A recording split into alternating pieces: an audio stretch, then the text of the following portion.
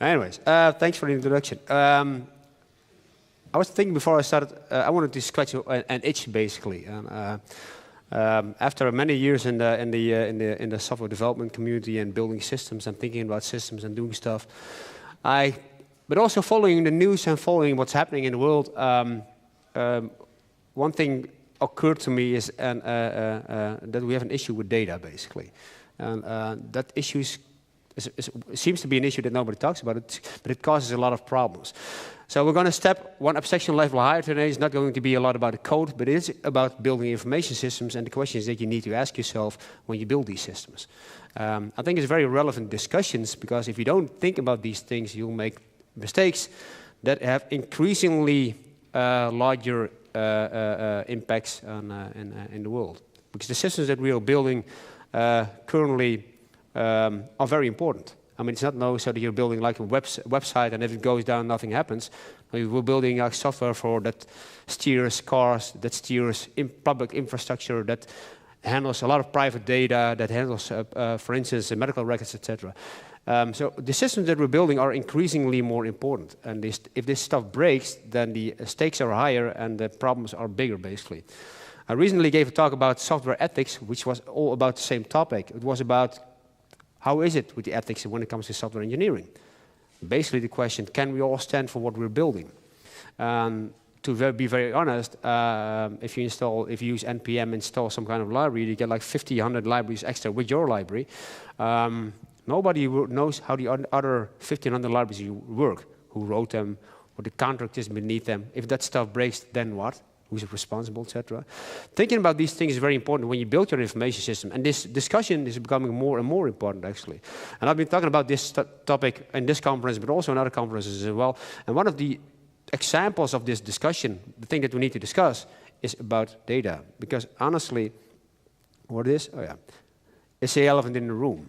It's not something we don't talk about. It's some kind of knee-jerk reaction when we talk about, oh yeah, we have this data and we need to do stuff with it. Or yeah, we need more of that data because data is like crude oil and then you can make a lot of money with it.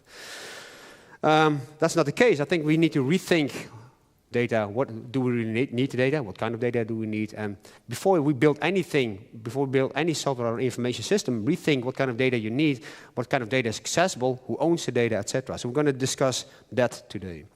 A bit about myself. Sietse just gave the most brilliant introduction. There's not much to add, except this. I did communication science, AI, worked in all kinds of ways in the software world. My passion is actually software, but also music and 3D design. I like to do that. And Web 11, I mentioned here, is one of these movements that I'm part of. I'm one of the drivers behind, which is all about rethinking the way that we build information systems and handing tools and innovation in the level. Okay, can we really make a better internet base? Can we build a better web, a web on which we can depend, that has security in its DNA, that has privacy in its DNA, that rethinks the way that we address data? So there's a large movement, which is a conference and a lot of people working at a lot of technology innovation going on within the Web 11 room. But for today, for the PyGrunn, I wanted to pick one topic out, and which is about data. So this is the elephant in the room that we need to discuss. Salt and Pepper said, let's talk about data. First of all, then, what is data? Of course, everybody says big data, but what can we see as data? And like a little quote, if you look up the dictionary, it says that facts and statistics collected together for reference and analysis. So there's nothing done with it, they're only collected, then it's data. Once you do some references about analysis, then it becomes something else. Until the time, that's what they call data. But there's a difference between data and information, basically. When data is processed, interpreted, organized, structured, or presented so as to make them meaningful or useful, they're called information. I think the key thing to take away is that data by itself is not very, very relevant. Information is the thing that you can use in your information system, yeah, to build something. But there's a nicer way to show the difference, which is by one of my heroes, is Frank Zappa. He once said that data is not information, and information is not knowledge. But knowledge is not wisdom. And wisdom is not truth, and truth is not beauty. Beauty is not love. Love is not music, because music is the best. As a musician, that's what I like, but I think he's pretty spot on with rethinking, okay, what is it? They're not related. I mean, this is the way that you can stack them. And to be honest, the first line is my line. So Frank Zappa started with information is not knowledge. I said, well, data is not information. And as Feynman said, there's plenty of room at the bottom, so you can actually dive deeper. Then bits are not data. Well, it's up to you to dive the other way around.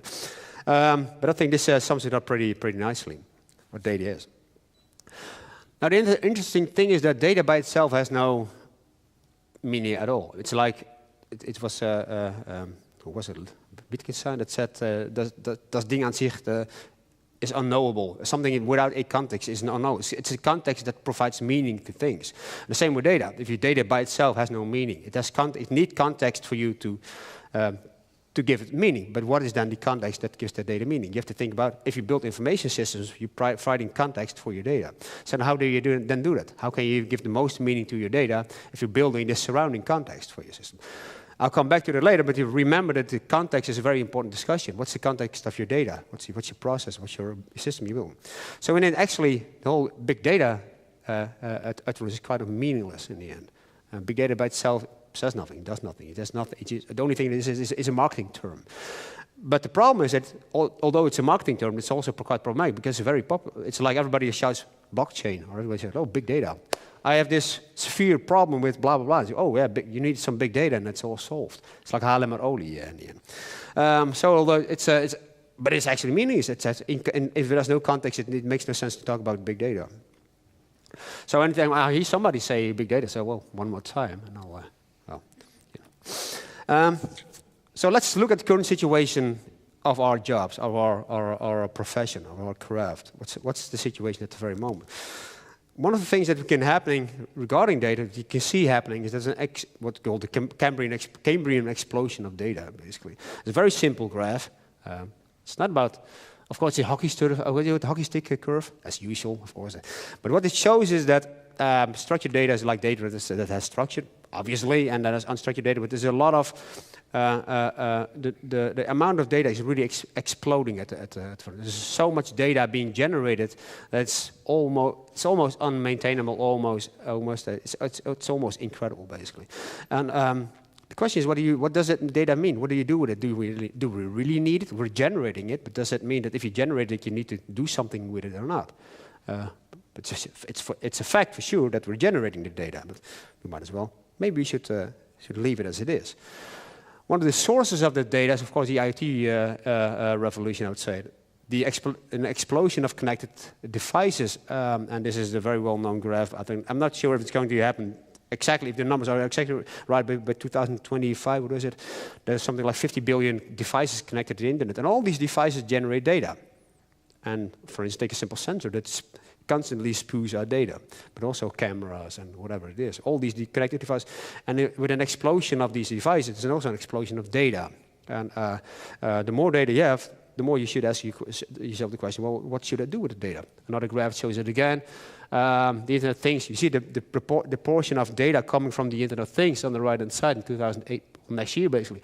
It's really growing really fast compared to the other data. There's a slow growth in mobile data and normal internet data. But the Internet of Things generates a humongous amount of data. So what should we do about it? So there's more data. Another problem is that this data is scattered across a lot of online companies. For instance, not only online companies, but they're also scattered. A lot of data this is just a general screenshot of there's a bunch of Web 2.0 companies, but it doesn't matter. Any online company that you know could be in this picture. A lot of data is scattered across all these companies. I mean, how many? Think for yourself. How many companies in the world would know your email address or your name or your whatever it is? I mean, some data about you, and all these companies probably have some data about you, and it's all scattered around. It's everywhere basically. So that could be problematic. And it's also scattered around through offline companies. And these are just some Dutch offline companies that, I'm not for sure everybody here that lives in the Netherlands, and most of us do. And these companies will have information about you somehow. So it's not only the Facebooks and the Googles, it's also the Albert Heijn, and it's also the Heineken, it's also the IBM, it's also the Telegraaf. They know stuff about you. It's data scattered all around. And it's also scattered across organizations. At least the Dutch governmental organization, Rijksoverheid, they have a lot of data, of course. Some we know, some we care about, some we realize that they have it, and it's fine that they have it. Some they have some information that we are not fine. And we're glad to live in the Netherlands. Our government is quite okay, I would say, but in other countries it's not as okay as it is here. And it's scattered all around. We don't know which data is where. I mean, which governmental organization has which data about me, and what did they do with it, and what. I have no control about it whatsoever. But all this data is scattered around.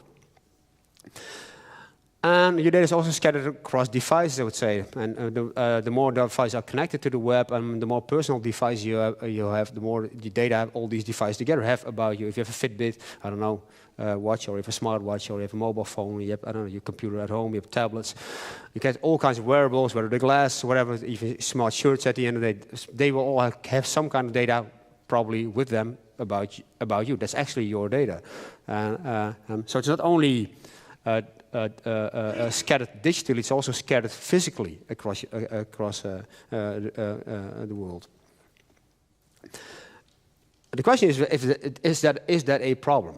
Of course, I mean, yeah, okay, lots of data scattered all around, scattered in the physical world as well as in digital, so you're not in fully control. How problematic is that? I would say notorious beach, you would say big data is more data, more problems. I think that spells out pretty well. The problem, for instance, is cost of data. Data is not for free, although it seems so. It's like Gmail seems for free, but it definitely isn't. You're paying with your privacy and your data, etc. So data is never for free. But also, if you collect data and if you want to, as a company, you want to do something with data, it's certainly not free. It's very expensive, actually. It's very expensive to collect. Gathering data is an expensive task to do. So the less collecting you do, the less money it will cost. But it's an expensive exercise to get the data in the first place. I mean, companies like Albert Heijn and Google, they spend millions and millions on collecting data about you, about your preferences, about your habits, about your behavior. Processing data is also very expensive. The more data you have, I mean, a lot of talks also here are about machine learning, for instance. A lot of processing data simply is a very hard job, and we have been doing that for a long time. And but it's not for free. It costs money. Storing data, again, it's getting cheaper by the day, but the amount of data is also. I think the amount of data is growing. That we want to store is growing faster than the price of data storage is dropping. So storing data is also not for free. It also costs money. So more data, more expenses. Maintaining the data is also, you have to make sure that the data is up to date, that you still can access it, that you have the proper rights on it. Maintaining data is an expensive exercise as well. So it's problematic that you have to have more data. Another problem with data is it's vulnerable. Data is a liability. Actually, you're responsible for the data that you're having. Because data is a valuable good. You're not the only one that wants to have it. Probably others want to have it as well. It's obviously what you see. They now take it without asking you, a lot of companies. But it's a value. And if others want to have it as well, you better protect your data. And it's actually on a day-to-day basis, and it's increasing the amount of breaks and hacks that you read in the news is it's on a day-to-day basis already, but it's increasing very rapidly. It's almost downhill for me, I would say. There's so many breaches, etc. That's almost incredible. It seems almost like infixable. That's because your data is very sensible. It's very valuable, and others want to have it. Actually, simple enough. The ransomware hack of last week is, of course, a nice example of that. Your own data is very valuable, and the fact that you value it makes it for others interesting. Well, if you value it, I'll make sure that I steal it, and you can get it back for a ransom. So what if you didn't have the data in the first place? Then you couldn't take it for ransom, basically. So it shows that data is vulnerable, and it's valuable. And it can be manipulated to misguide you. Don't underestimate it. I mean, anybody who has his online identity stolen once can tell you about this. The problem that is that your online information is more valuable than you might think in the first place. If it changes, if somebody wants to do bad with it, they can do pretty bad with it. Somebody steals your online identity and changes data about you online, you're in deep trouble already. And the IT revolution is only 20 years old or something. So that's a very big problem. Another problem with a lot of data is that it often impairs your vision. You can have a lot of data and tons of it, but I would say, to quote in my own statement, we said you can't see the tree for the forest. Instead of the other way around, you can see the forest for the trees. It's very hard to see the details that you want to see if there's a lot of data. It costs you a lot of effort to get the right. It's like seeking a needle in a haystack. The more data you have, and the more diverse the data, it clouds your view, basically. So you should ask yourself, why do we have all this data? Do I need all that data? Because it clouds my view. And that, again, makes prediction harder, etc. It costs money, it costs time, etc. Another problem I can mention about data is that the shifting context blurs the meaning of data. Data, for instance, I enter my data in system A here, and it says this is my address, and I fill it out, etc. And they use it for sending me mail or something, and then they use it somewhere else, and they want to use my address as well, but they use it for completely different purposes. So the context for the data becomes different, and that makes it harder to extract what the meaning of the data will be. You have to know the context of the meaning to get it. If the data shifts around, it constantly shifts context. And that's also one of the problems currently with information systems, that if you have an address, it doesn't fit. I mean, if I have an address with a governmental institution and want to transfer it to, like, for a bank, they're seldomly the same. A user in a banking system is never the same as a user in a governmental system. It's never the same as a user in. They all have different attributes, etc., and they're treated differently. So the context is different. So it makes it harder for what is it data that we have here, and how fitting is it that we need. And a nice analog for this, of course, that you have children playing the whisper game in which he pass along something, they say something, and everybody has their own interpretation of the sound that they hear, and they say, oh, he's talking about peas or bees, or no, fleas, cheese, and then they go around, and they're all confused because everyone has their own mind. I think I'm hearing fleas, I think I'm hearing cheese. And in the end, the whole story gets lost because nobody knows exactly what the original thought was. But what caused this problem? What caused this fact that we have this? Why do we collect all? Why is this all this data? I know it's being generated, for instance, for devices. But is there another reason why we do this? Another way to rephrase it is, why do we do all that copying? Why do we copy all that data? That's basically what we do. I mean, if you look at the internet right now, it's like somebody said they just copy data from system A to system B, and then they do queries on it, and they parse it, and they handle it, and treat it. But often it starts out with copying the data, and then I'm going to do stuff with it, basically.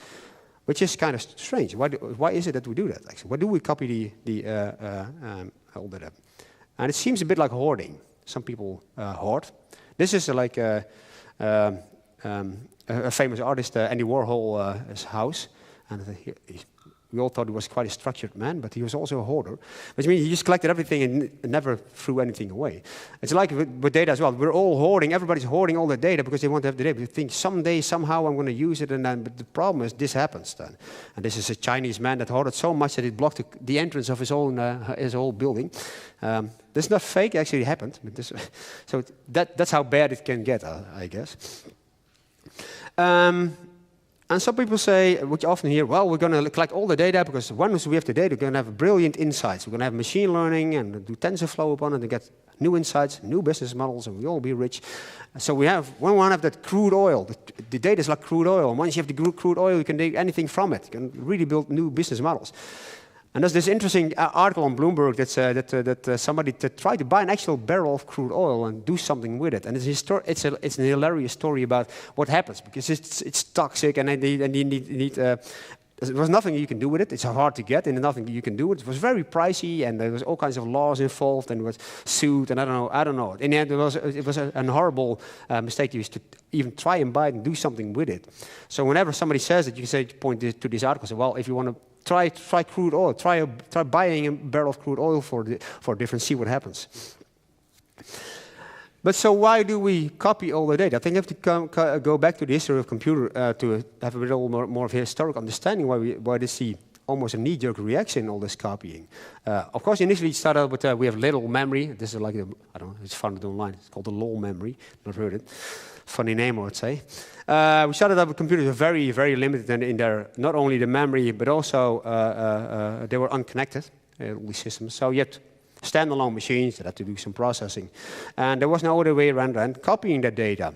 You had to go, like, if you want to do something there, then you need to, if you want to have the data over in that machine, you have to copy it over and process it there and do stuff with that. Initially, it was physically. Of course, you had to drag disks around, and then, or even paper around, and process it in the next system, and then the next system. So copying was, by default, was the initial state of building information systems.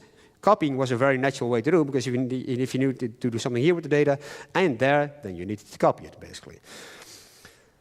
But things changed, of course, in the meantime. I mean, it was like in the 50s and the 60s, and there was no connection between these machines. But now you have machines with infinite memory, almost, and you have machines that are all interconnected.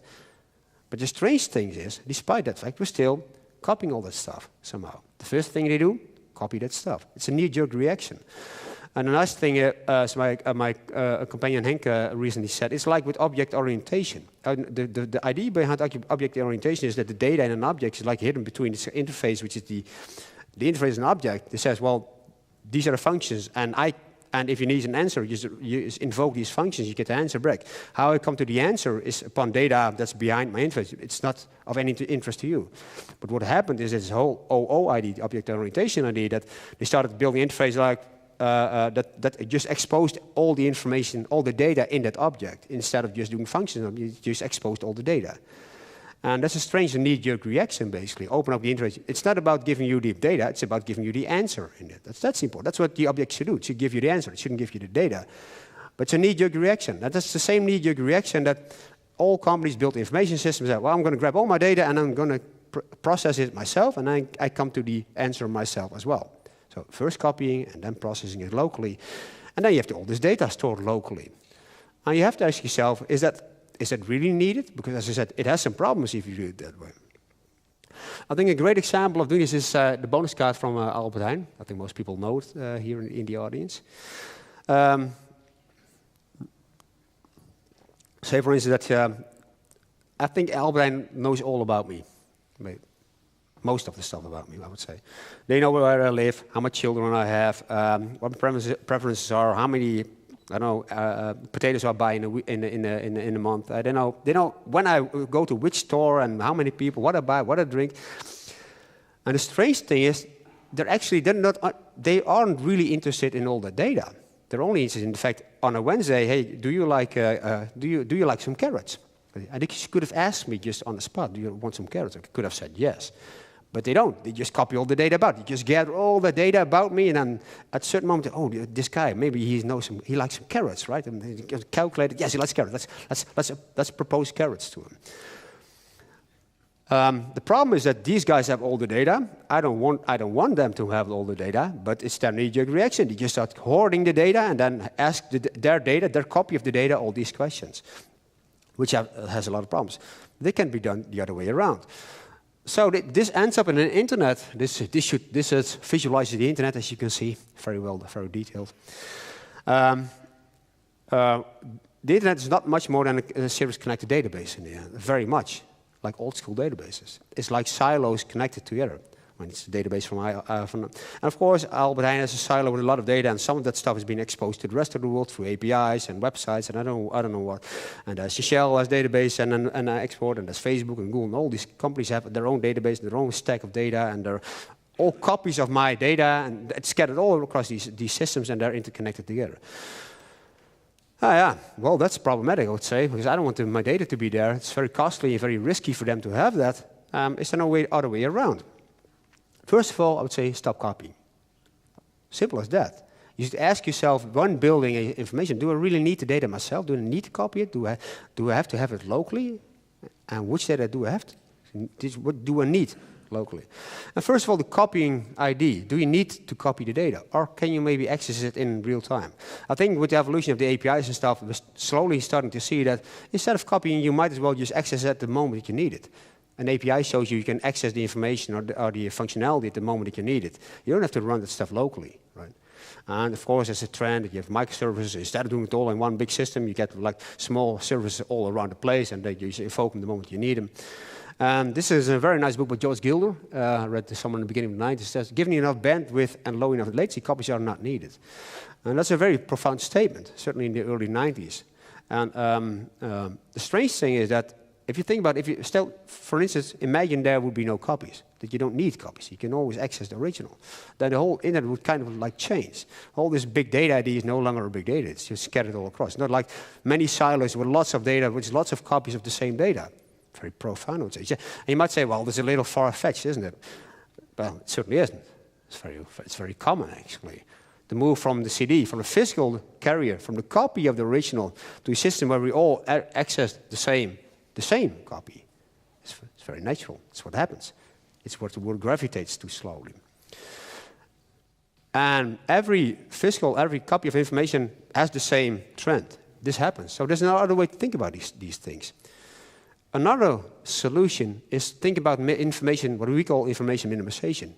If you build a system, how much you should have like an iron rule that says we're not going to use, we're not going to collect, we're not going to use one bit more information than absolutely necessary. So design information systems to use as little information as possible and not one bit less. Try to think in that way. If you build a system, how can I minimize the number of data, minimize the amount of information that I use? Instead of how can we collect as much information about all our visitors and all our users? Try to do it as minimal as possible. What kind of system would you end up with? Another solution is start thinking about process-based development of information systems. That can help you a lot. So instead of starting up, we need the data, and then we're going to look what we're going to do with the data, start off with the process. Start off, what is it actually that the customer wants to do? And here I have an example of how you can model these processes. It's called BPMN. It's a business process modeling notation, and it's actually, you can say a lot about it. You start off with the system, say, there's a certain customer that wants to go from situation A to situation B. Now, he's in state A and wants to get to state B. He needs to go through a process to go from state A to state B. That's what the informations are made for. Software can help customers go from state A to state B. It's a process that they need to go through, and that process can be, doesn't have to be, but can be automated. Software can help in this process, can automate things, can make things clear, etc. But it's a process that's always the same. Customer always wants to go from A to B, and he always has to go through this process. And this process can be automated. Looking at the information systems this way makes it if you always keep in mind, I'm building a system for this process, I'm only supporting this process, you're not going to collect any more data than is needed for this process. Take, for instance, one of these. The thing is, if you take one of these steps, for instance, this one, it doesn't matter which one, but you need to make a decision there. Do I need to go left or do I need to go right? You need information to make the decision. That's what information systems are all about. You need to decide. You need data. And if you're very strict, you say, what is the absolute minimum amount of data that I need to make this decision? That's how you build these systems. And you go through the whole process, and for every step, you say, okay, what's the minimum amount of information that I need to make this decision? That's how we build information systems. So in the end, you want answers in these systems. You want answers. What is it to do so? And so you get processes that are very minimized. Another thing, if you build systems, another thing you can think about is how can we go from a very data-oriented, as you just said, these old systems are very data-oriented. Can we maybe go to a more like a contract-based systems? It's my belief that in the very long run, we're going to move from very data-oriented systems, information system building, to information system building that are much more about negotiations, about contracts, about how can we have a contract, you give me the data, or you give me the functionality for this and this process. That's it. I don't want your data, I just want the answer.